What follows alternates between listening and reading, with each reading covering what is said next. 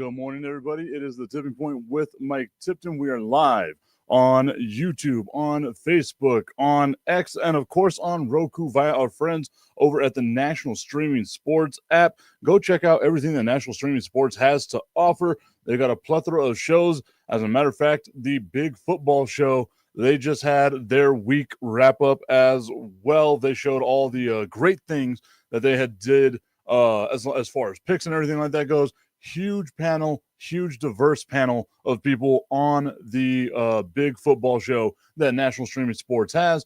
And of course, remember everyone that we are brought to you by our friends over at RevAutoCarCare.com. That's RevAutoCarCare.com.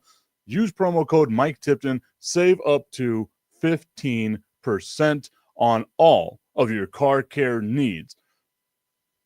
I hope that everyone had an amazing holiday. My gift to you was less of me. You didn't have to worry about listening to my weird voice. You didn't have to worry about hearing my hot takes or any of the other nonsense that I love to spew here on the Tipping Point with Mike Tipton. So happy holidays, Merry Christmas, Happy Hanukkah. We are now on the second day of Hanukkah. Got to make sure that I send some love out to my guys, Dave Halprin and Brandon the Iceman Cone. They are celebrating Hanukkah today. Hopefully, if you're celebrating out there too, you have a good Hanukkah. I don't know what you say there. Is it like a blessed Hanukkah? Whatever it is, enjoy it. Have yourself a good old time. Yesterday, the Kansas City Chiefs locked up the number 1 seed in the AFC. And that is surprising to what should be nobody. Nobody should be surprised at all about the Kansas City Chiefs locking up that number 1 overall seed. The reason why I say that no one should be surprised with it is because they are 15-1. Somehow, some way, a 15-1 team that has only lost to another team that people have considered the best team in the NFL, in the Buffalo Bills, a couple of weeks ago, maybe about a month or so ago.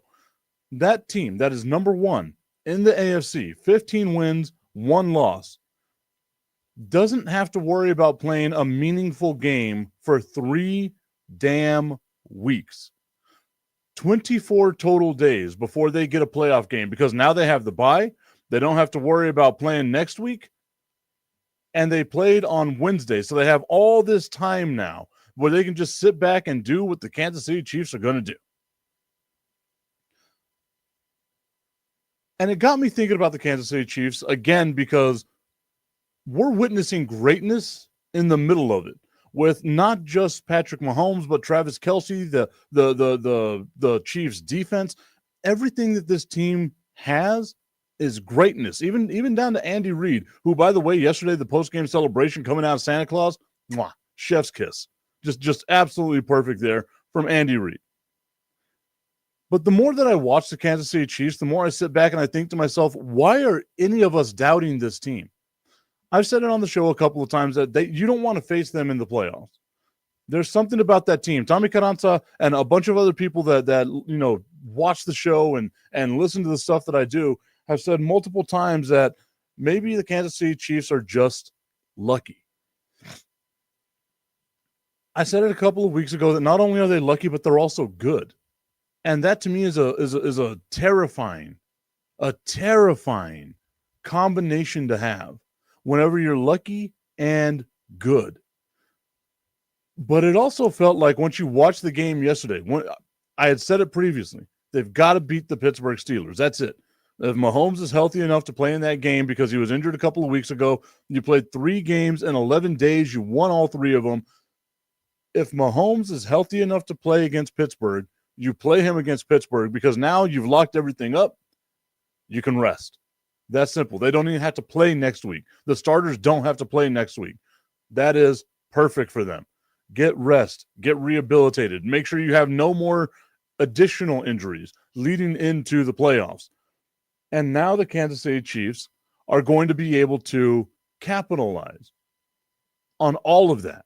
They're going to be able to just make sure that the road to the Super Bowl out of the AFC goes through Kansas City, one of the more difficult places in the NFL to win, with one of the loudest home field advantages in the NFL. A lot of people don't believe in home field advantage anymore. They say it's just a made-up thing or whatever. I'm one of those old heads. I still believe in home field advantage. I believe that the Kansas City Chiefs having home field advantage is a detriment to all the other teams out there. And if there was ever a year where you felt that the Kansas City Chiefs could have been got, where you could have caught up to the Kansas City Chiefs, where you could have maybe surpassed the Kansas City Chiefs, it was this year, especially early on this year. You're watching this team just eke out victory after victory. We have to block field goals. We have to make sure Isaiah Likely has a toe over the line in order for us to begin our season 1-0. Missed field goals, banked in field goals, double doink type field goals. The Kansas City Chiefs have overcome it all. And it felt like they were sleepwalking through the regular season. We hear a lot of NFL player or NBA players talk about this, right? Load management, just get us to the playoffs, we'll be okay.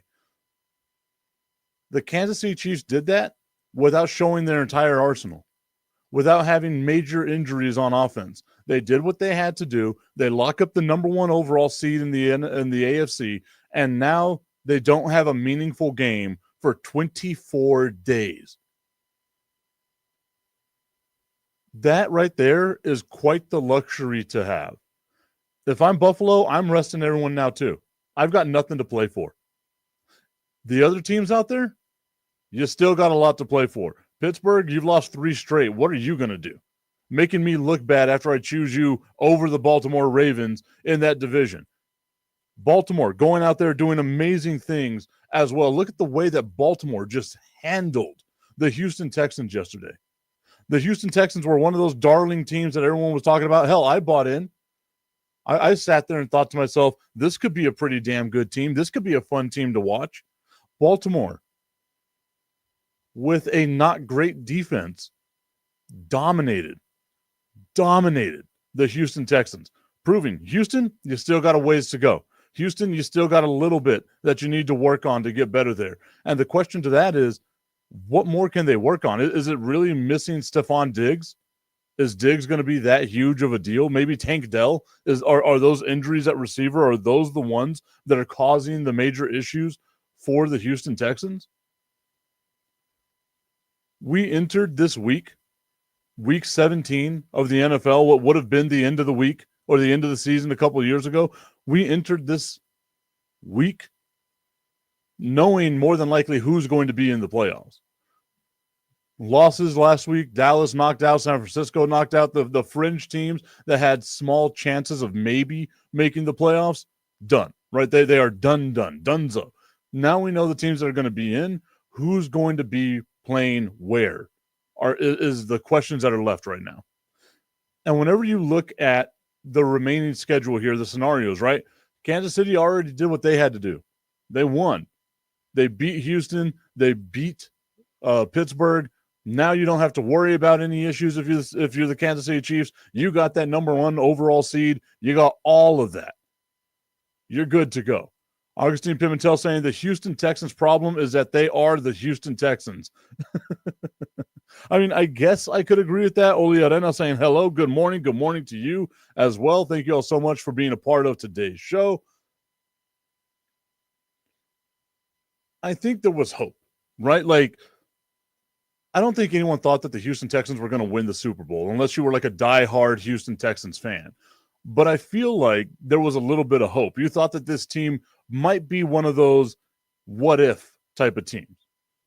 And I say it a bunch of times on the show, we can't live in what ifs. We have to live in what is. And what is that the Houston Texans got rocked by another playoff team. And I know the broadcast yesterday, and if you watch the Netflix broadcast, congratulations to Netflix for shutting up all the doubters, right? What we saw with the Logan Paul or Jake Paul, rather, and Mike Tyson fight was not anything that happened with Netflix. I thought that was such a cool broadcast. It was a fun broadcast. Robert Griffin III and Manti Te'o, I wasn't wondering. It was a while since I thought about him last. But how awesome was it to see just, let's bring out Manti Te'o. And he's actually pretty damn good. I love Robert Griffin III. Got a small time that I got to work with him whenever I was up at ESPN. It was awesome. He's a good dude. Mina Kimes on that Netflix broadcast as well. If you don't know about Mina Kimes, you don't know about great football analysis over at ESPN. Mina Kimes, one of the best, if not the best, in the country when it comes to breaking down the NFL. But I thought that there might have been hope, just a little bit of hope for the Houston Texans, right? Augustine Pimentel saying it's not that there's hope. You can see that they didn't have the right pieces on the team. I don't know if we can say that they didn't have the right pieces on the team. You know what I mean? Like, this is a solid overall team. They're a playoff team.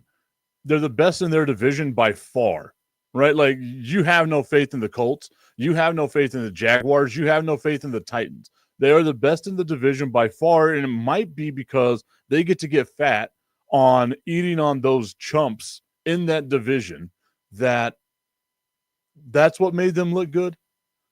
But you have to remember, like, the broadcast kept saying this. The Netflix broadcasters kept saying this. In their 7 losses, they've only been blown out twice. And it was by the Vikings, and it was by the Baltimore Ravens yesterday.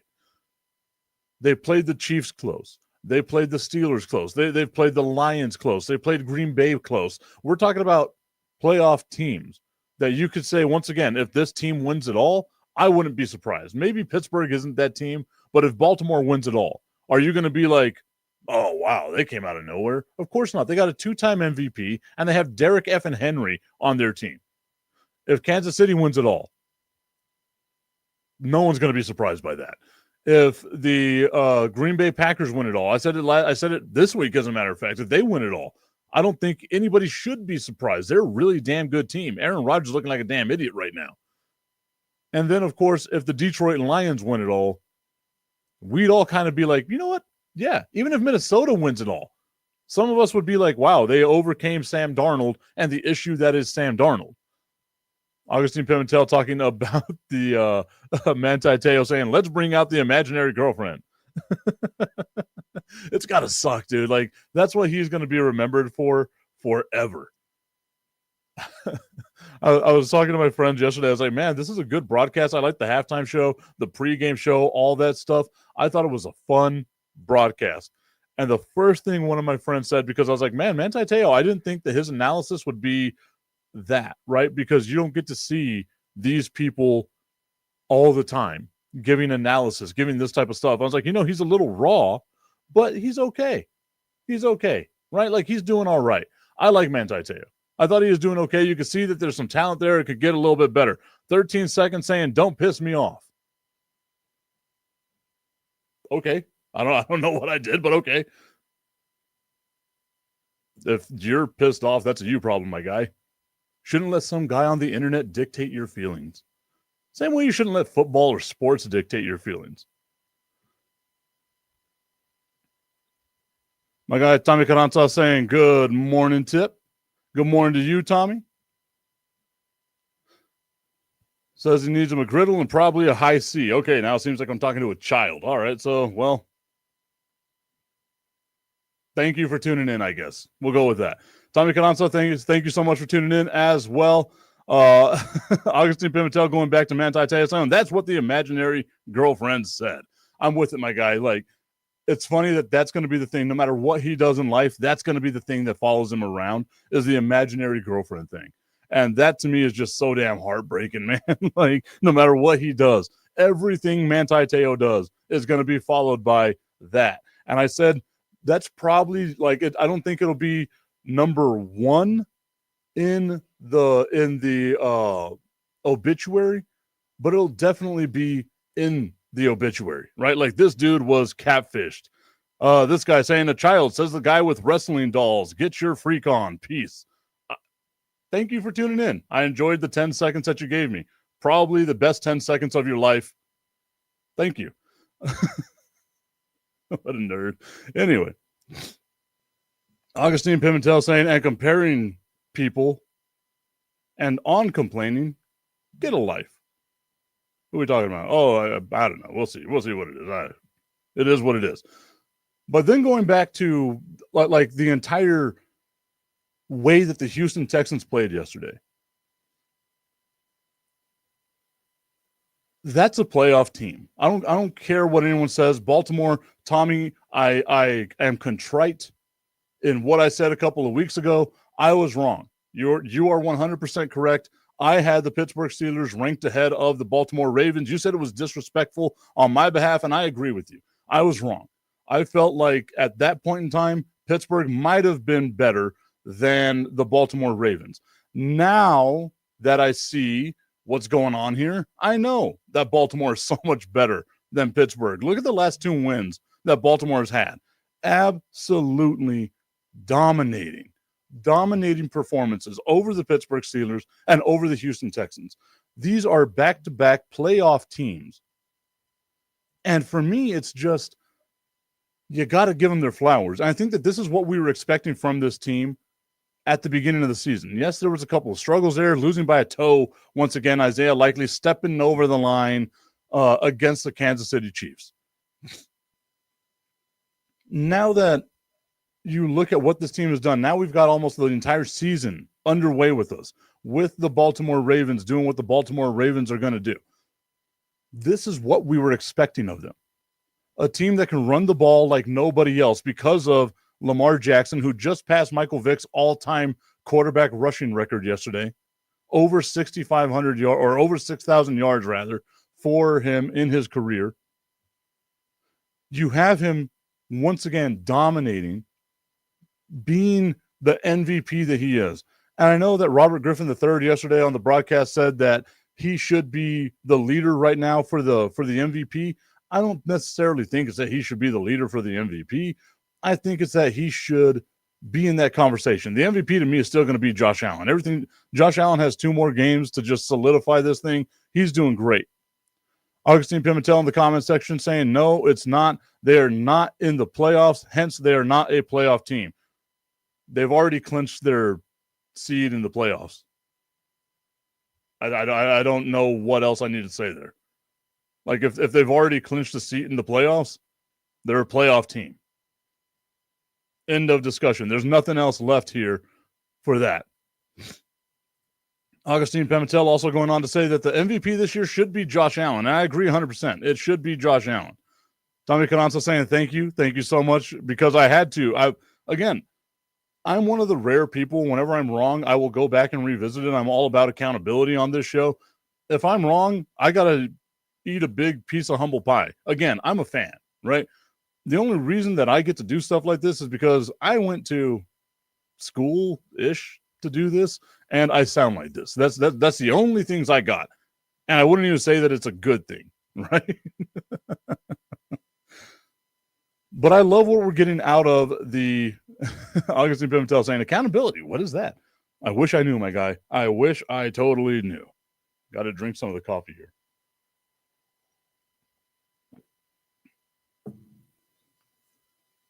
But again, congratulations over to the Kansas City Chiefs. They lock up the number 1 overall seed in the AFC, making sure that all roads now to the Super Bowl from the AFC go through the Kansas City Chiefs. That home field advantage, once again, an amazing home field advantage that the Kansas City Chiefs are going to have in on their road, rather, to the Super Bowl.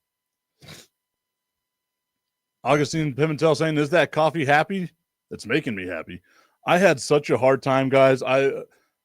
Normally the alarm will go off. I'll be a little groggy. I'll be okay. But I get up, come do my thing. The alarm went off and I hit the snooze button at least 3 times. I said to myself, I've got to get up or else I ain't doing a show today. And I got to make sure I do a show today.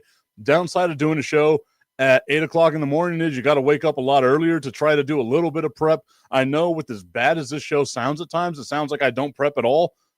I do. I actually do a little bit. Like there's some, I got different things over here going on. This guy saying your ass is mine. Okay.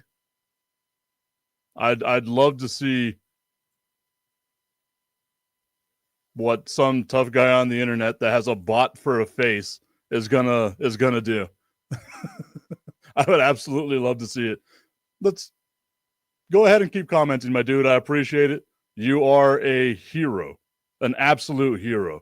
You are the person that most people should aspire to. It must be awesome being you. Commenting behind a bot's face. because you're that ashamed of who you are as an actual individual and human being that this is what gives you any type of gratification, is having to talk to someone like me. My guy, my value doesn't come from people like you. My value comes from my friends and my family. If you had value in yourself that you actually cared about, you wouldn't have to be this low and this pathetic in your life. But you're right. My ass is yours. I would love to see what you do with it. What a loser. Augustine Pimentel saying, what time do you have to prep? What time do you have to wake up to prep? Most of the time I do my prep at about 11 o'clock. I'll have a whole rundown going on for what it is that I got to do 11 o'clock at night. Wake up in the morning, check the phone and make sure nothing changed, see whatever the major headlines are. Obviously, as you all know, I'm not big on scores. I'm big on outcomes, right? Like what happens with the outcomes that happen in the world.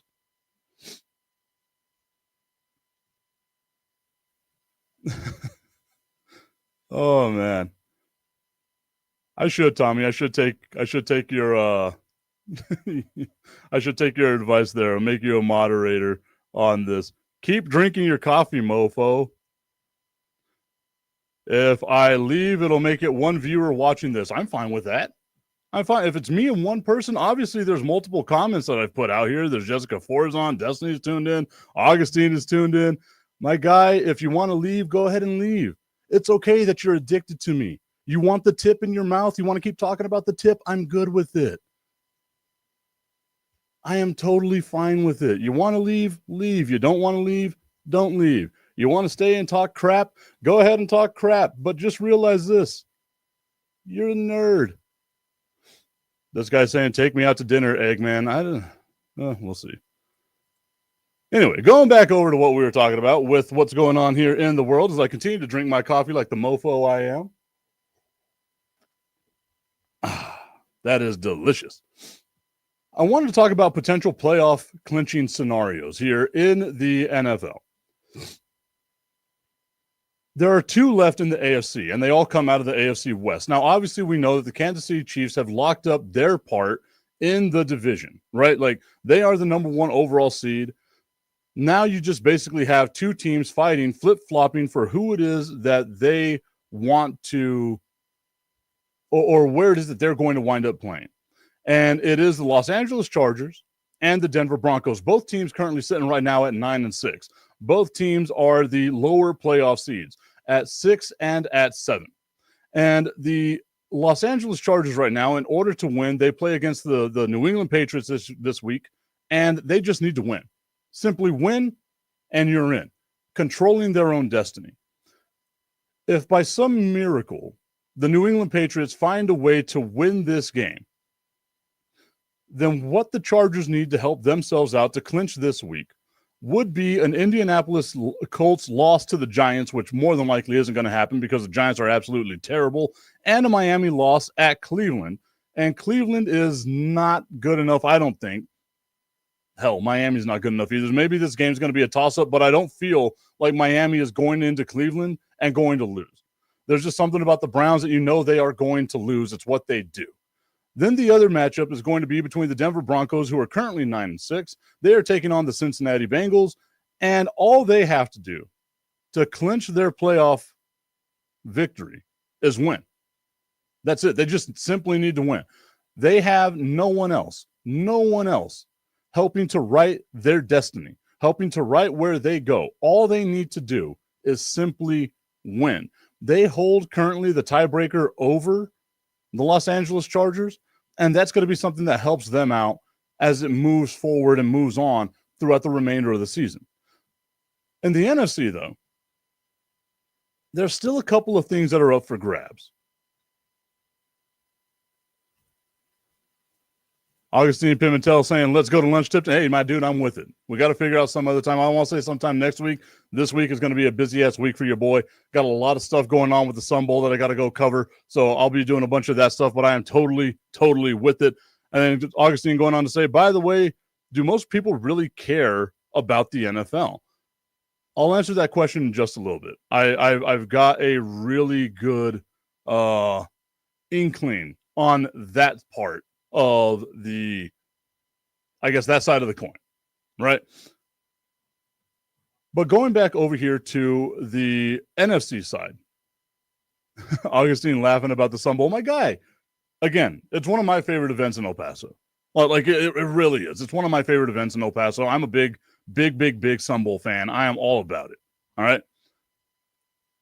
In the NFC side, you have 3 teams that can clinch something, right?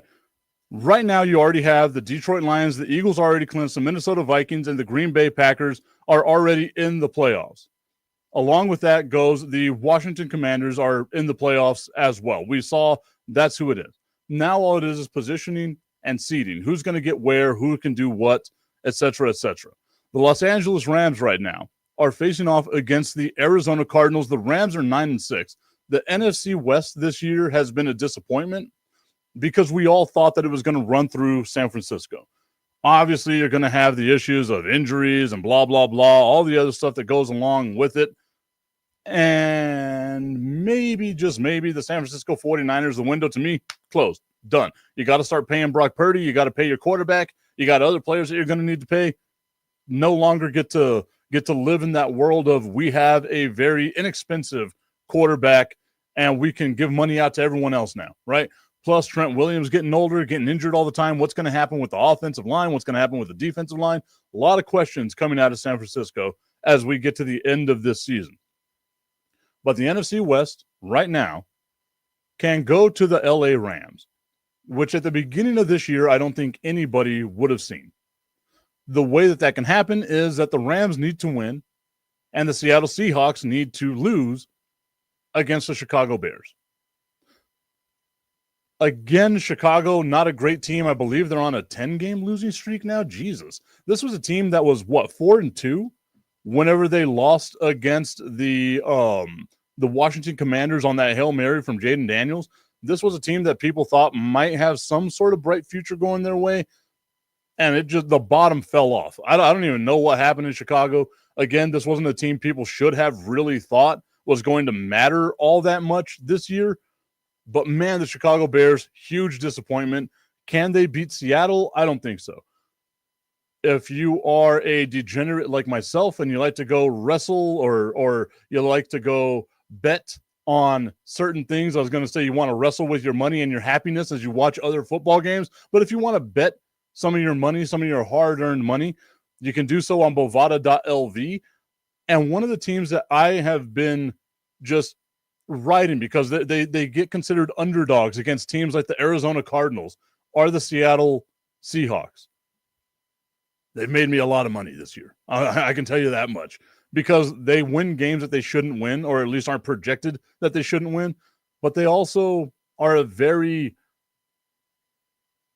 bipolar type team, right? Like they have amazing performances. They have amazing talent on that team, but they just seem to be underwhelming consistently.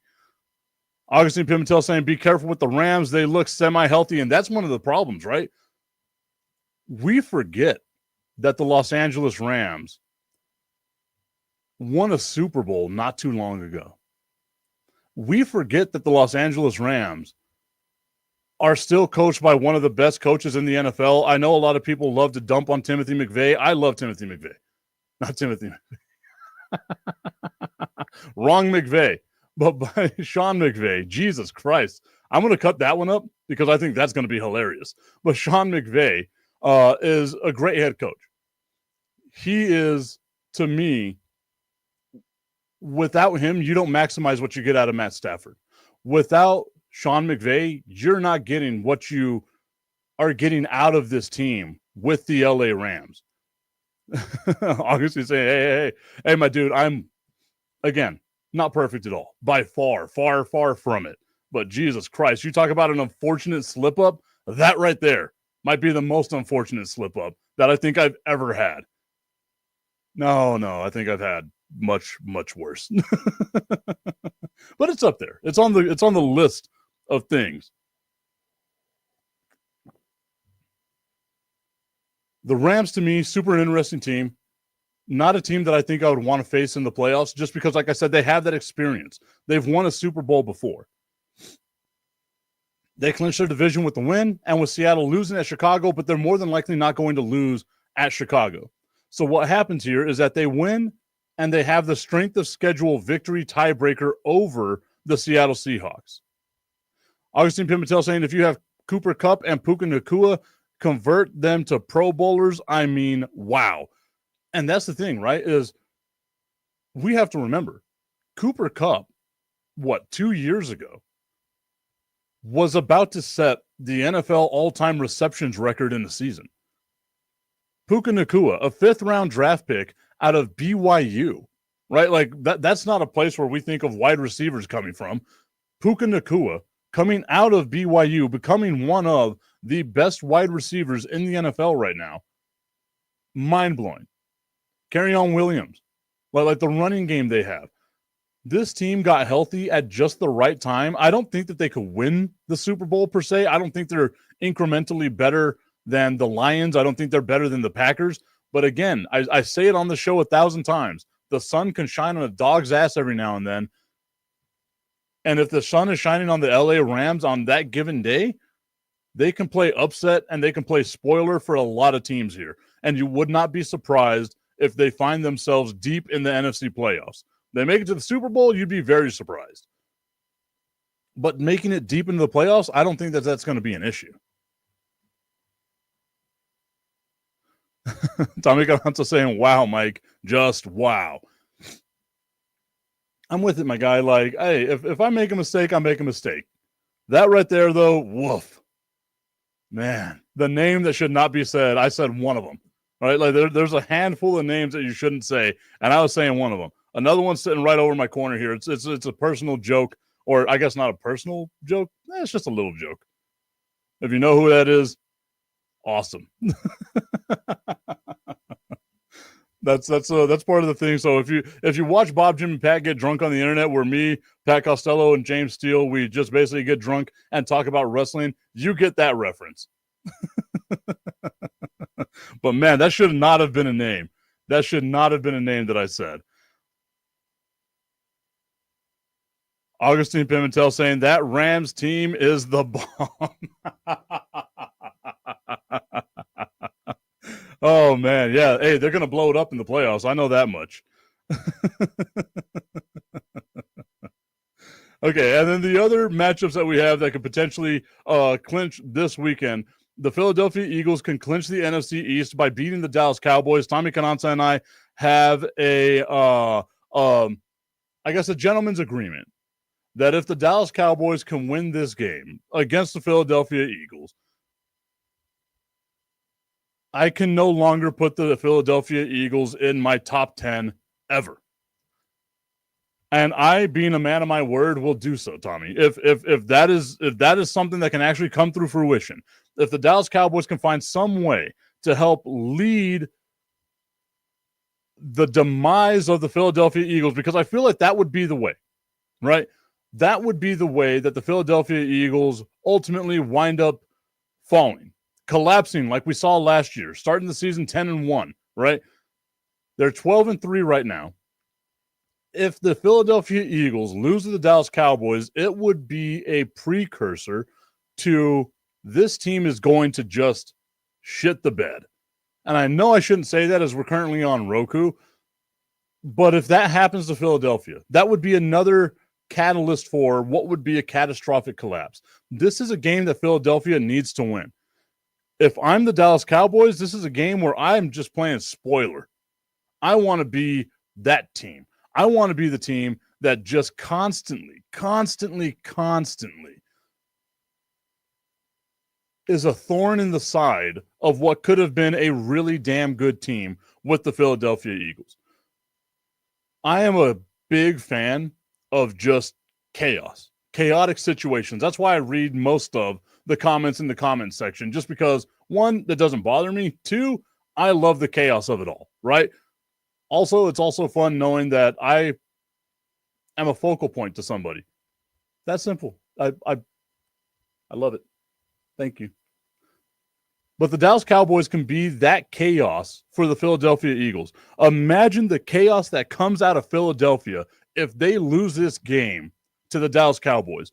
They should go in and absolutely dominate the Dallas Cowboys. They should go in and just throttle the Dallas Cowboys because they need to establish some sort of high ground going into the end of the season, going into the playoffs. There's still a possibility. Tiny, tiny chances. We all know about those tiny, tiny chances that they could be a pretty damn good team. I feel bamboozled and hoodwinked by them right now that they lost this past weekend. They showed a lot of chinks in their armor. They've had some lucky games here and there in this season where they've gotten some wins. Just like we said that Kansas City is lucky, Philadelphia's been lucky at points too. Philadelphia has done a little more in the blowing teams out than Kansas City has, but do you trust Philadelphia more than you trust Kansas City? And the answer to that is simply no. Philadelphia is not on the level that the Kansas City Chiefs are. They need to win against the Dallas Cowboys, or else it is going to be an epic failure and collapse. And trust me, I am here for it. As much as I said that Philadelphia could be a good team, nothing would make me happier than watching them collapse once again. Oh, man, that'd be so great. Tommy Canasta saying they were on a 10-game win streak before this loss, and how ironic. I was thinking the same thing. I was like, man, can you imagine they do it again? If they lose to the Dallas Cowboys, there's going to be so much talk, and I am here for it. I am here for just the amount of issues that a loss to the Dallas Cowboys would cause for the Philadelphia Eagles. Like that would just throw Philadelphia into a pool of chaos. I think that I'm going to start doing the Stephen A route, where obviously you know what my fan allegiance is. I'm a Dallas Cowboys fan. But I also feel like if Stephen A can get famous off of saying, I think every other team is going to win except the Dallas Cowboys, I'm choosing 31 teams over one team, which is just the dumbest damn thing in the world, then I think I'll do the same. Any team out there but the Philadelphia Eagles will win the Super Bowl. Mark it down. And I will drink their tears. I will find a Philadelphia Eagles fan as they cry into whatever terrible beer they're drinking and just let it nourish my soul. Your tears sustain me, Philadelphia, and I cannot wait. I cannot wait for more. Watching the way the Philadelphia Phillies, one of my best friends is from Philadelphia. He's a huge Phillies sports guy. Watching the Phillies lose in the World Series, watching the Eagles lose in the Super Bowl, watching their MLS team lose in whatever the hell the MLS championship is, watching all of Philadelphia sports struggle was just nourishment for my soul. It turned me into the monster I am now. I am the Thanos of Philadelphia sports. Anything but Philadelphia winning makes me a happy boy. Continuing to get my hater of the year.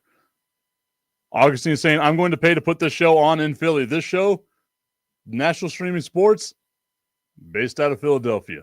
So we might have already the catalyst, everything that I need. Augustine Pimentel saying, by the way, I'm just trying to make you laugh. I know you are, Augustine. You're my guy. I got nothing but love for you, my dude. You've been a supporter from day one, since before I even had any of this stuff, before I went to ESPN, before I did any of that. Augustine Pimentel has been there basically trying all he can to make me laugh.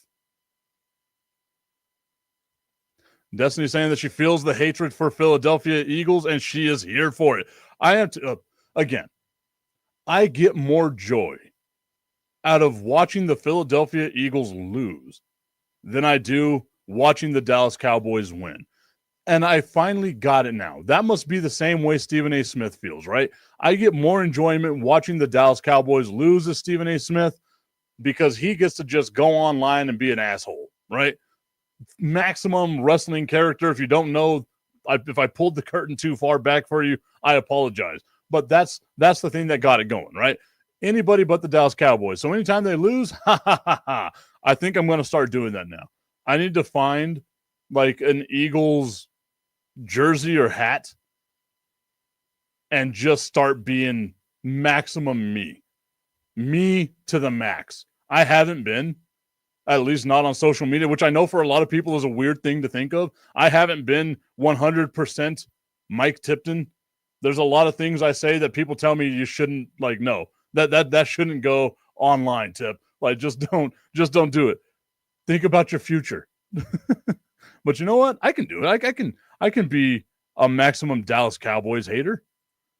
Or, yeah, hater on behalf of the Dallas Cowboys towards the Philadelphia Eagles. Augustine Pimentel saying, evil Tippy. My dude, I am all about it. A happy couple hates together. And Stephen A. Smith is the tepid version of me. Oh, my God. Augustine saying nothing is off limits. Wow, this guy. I wonder what he means by all that. A 42-minute first segment. I will make it up to the sponsors later. I will play some other commercials for them right now. I feel like me taking a 5-minute commercial break with 17 minutes left is probably not a good idea. So I will just continue going through. We will power through a 42-minute first segment. I didn't think it had lasted that long. I think that we are going to need a cigarette and a cigar after this. Jesus, that was good. I think we just need this was a nice, long lovemaking session that we had. I say it all the time, right? It's kind of how I was with sports this whole week. One, super weird watching football on Christmas Day, but I am here for it. Again, injected in my veins. I am just about it, man. I started Adrian Zamudio saying good morning. Good morning to you, Adrian Zamudio. Thank you for tuning in over on the Facebook page, the Tipping Point Facebook page. I am all about what I got yesterday. I started my day at 10 o'clock in the morning watching the San Antonio Spurs, and you know me, you know I'm a San Antonio Spurs fan. Watching the San Antonio Spurs, they ultimately lost against the New York Knicks, but they played a hell of a game. And watching Victor Wembanyama, that's how I started my day. Watching that alien, Victor Wembanyama, put up 42 points in his Madison Square Garden debut. Damn near got a quadruple double. Didn't damn near. I mean, he had 4 blocks, 4 assists, 18 rebounds, 42 and 18. And the Spurs still find a way to lose. Super fun game, but it was the way that I started my day. That was how I started my day, was watching the San Antonio Spurs at 10 o'clock in the morning. And then I get the messages of, hey, the Kansas City Chiefs game is kicking off. Let's go watch the Kansas City Chiefs just beat up on the Pittsburgh Steelers. And then it was the Baltimore Ravens and the Houston Texans. And then I end the day with the LA Lakers taking on the Golden State Warriors. I was sitting in a pool of shame glaze, 3 different types of shame glaze, from beer and wings and hot cocoa and all kinds of stuff, just covering my body as I was post-coital after what was just 8.5 hours of mainlining sports into my veins. It was a good time. I loved it. And then you get Augustine Pimentel saying, why doesn't Wemby have the hype that other players have enjoyed? It's part of the San Antonio Spurs thing. Like if Wembanyama was in New York, or if Wembanyama was in LA or Boston, they would be hyping him up. But ever since Charles Barkley went on his crusade of I'm against San Antonio and the big-ass women that eat churros, first off, Charles, thicker than a Snicker means you got much more flavor. But that's just me. Ever since then, it's been that moniker for San Antonio that people just don't want to go to San Antonio. And I feel like that right there is the issue, right? Augustine Pimentel saying, what TMI? I love whenever I could do things like that and just put those words out there and see what the reaction is. Being post-coital after watching that much sports.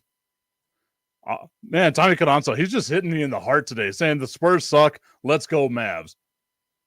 I think it's going to be fun. Luka Doncic and Victor Wembanyama, that matchup, if they both stay with their respective teams for the remainder of their careers, that's going to be a fun matchup.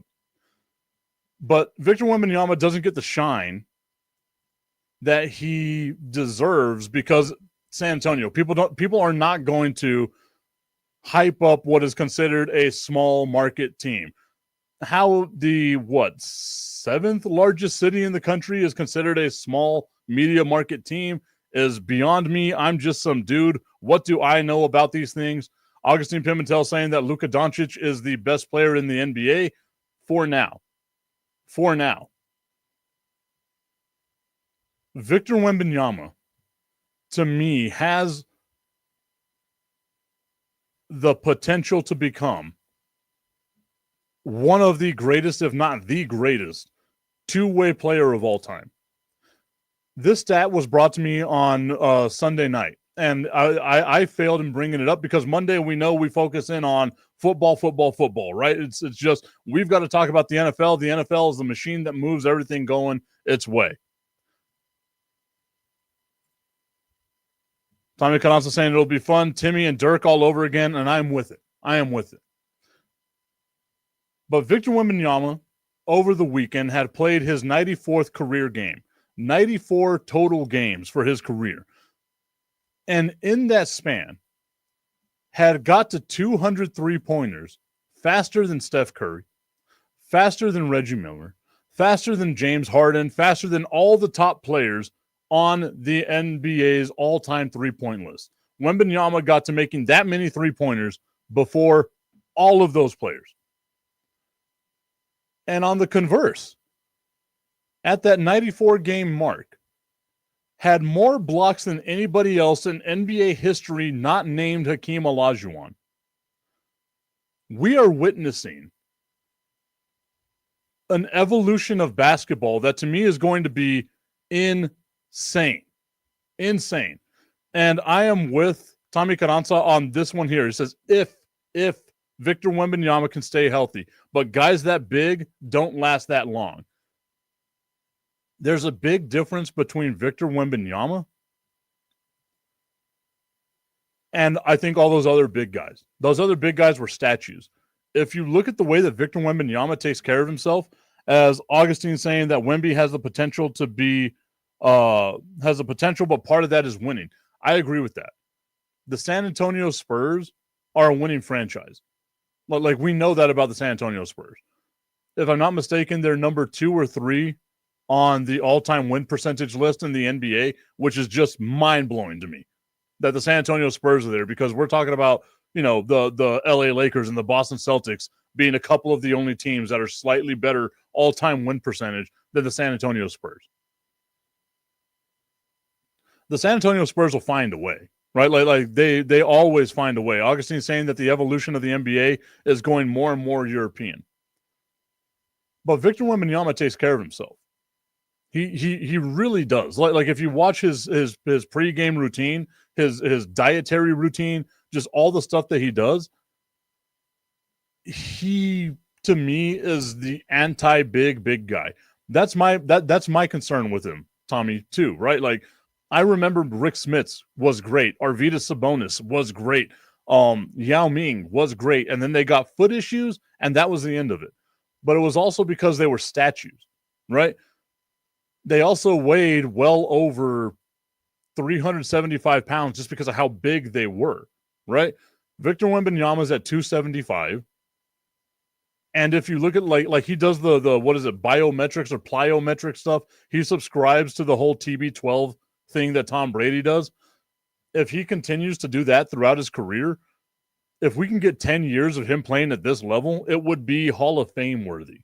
Like he is revolutionizing the game of basketball, and I don't say that lightly. I don't say it as someone that's caught up in the moment. I'm not being hyperbolic about this. He is changing the game of basketball because we don't get to see this type of guy, all right? We don't get to see a guy that can be as great as he is inside, as great as he is outside, as great as he is on the defensive side, as great as he is a rebounder, as great as he is a passer.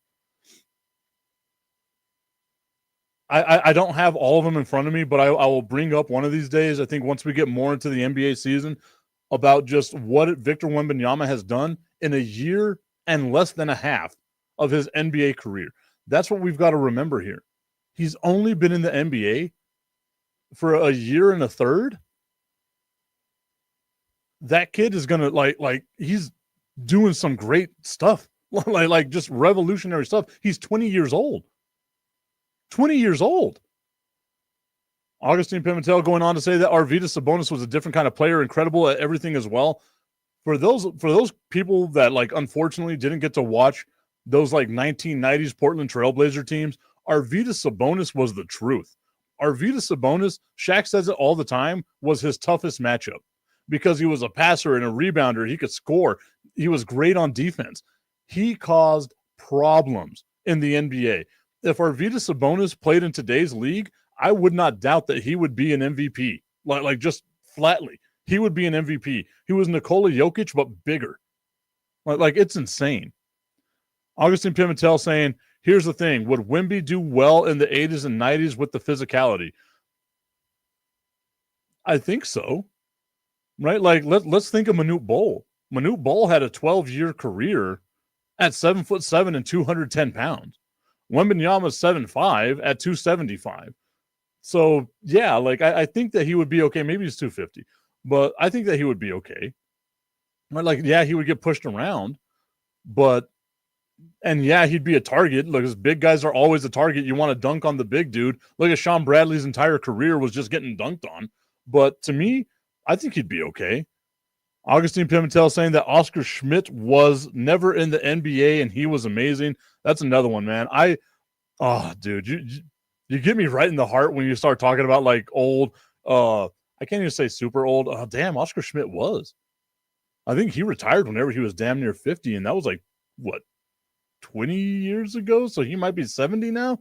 But Oscar Schmidt out of Brazil, if you never watched, old school basketball of Oscar Schmidt playing, I think he even played in like the 1996 Olympics, maybe the 92 Olympics as well. And he was a problem for Brazil. He was all Brazil had, but he was an amazing basketball player. I love that the evolution of the NBA has gone this way. And I know a lot of people hate on it, right? Like, oh, I want defense. Nobody wants defense. Let's be honest. No one's going to watch a 99 to 98 game. Well, maybe because that sounds fun. No one's going to watch an 82 to 76 game and be like, oh, yeah, I got my money's worth here. No, you want to watch what we got in the All-Star game, maybe somewhere in between, of give me 100-plus points, put on a show shooting from three, give me some awesome dunks like what we got with the San Antonio Spurs yesterday. If you didn't watch that game, go look at the highlights. It was a dunk contest and a three-point shooting contest with the San Antonio Spurs versus the New York Knicks. And the Knicks get a win in just the last seconds of the game. Augustine Pimentel saying, I like defense. I hate the All-Star game. Nobody likes defense. I mean, I guess a little bit of defense. But again, if the All-Star game ended 86 to 72, you would be losing your damn mind. Because, yes, these players can be the best defensive players in the NBA as well. Nobody would want to watch that game. No, I know I wouldn't want to watch that game, and I love watching basketball, and I wouldn't want to watch that game. But Augustine had asked a question earlier, do people even care about the NFL? And I think that the answer to that is a resounding yes. Whenever you look at, here in the United States at least, whenever you look at the number one shows when it comes to ratings,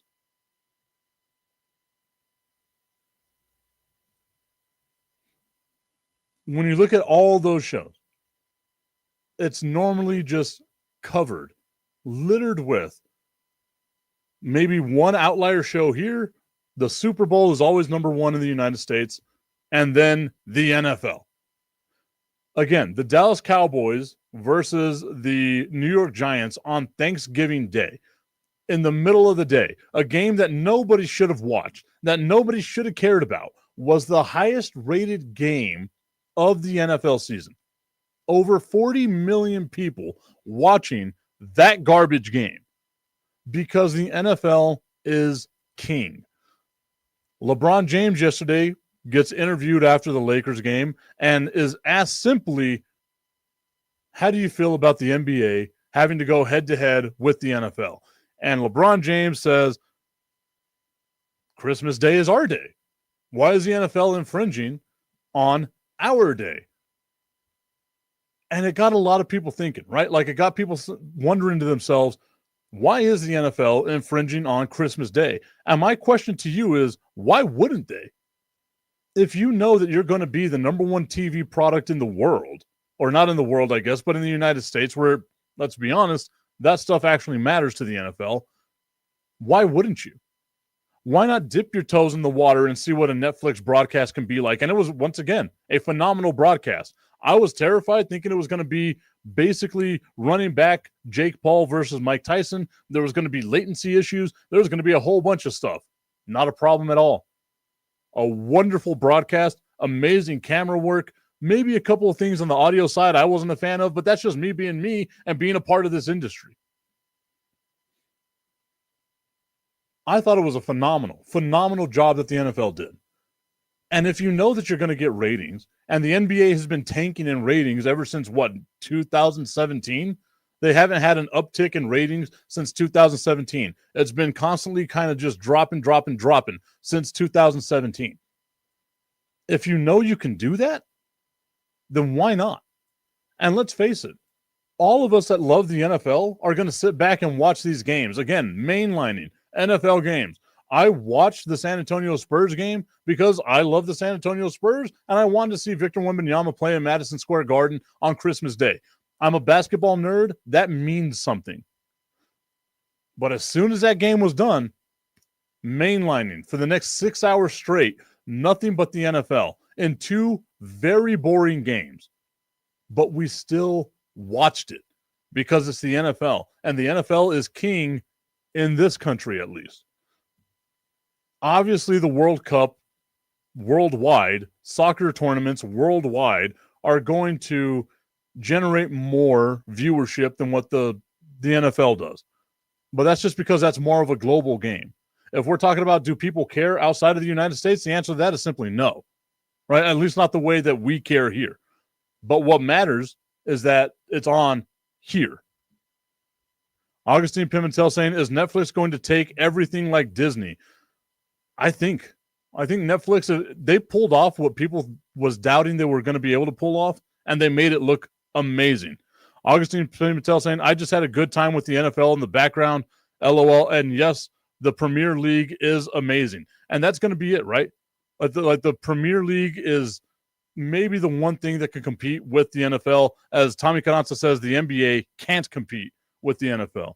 All right, everybody, got to say goodbye to the Roku audience. We will see you all next week. Only 2 weeks, or only 2 shows this week. I apologize. You get less of the tip. Everyone, we will be back tomorrow. I appreciate you for tuning in. We'll see you on the tipping point with Mike Tipton.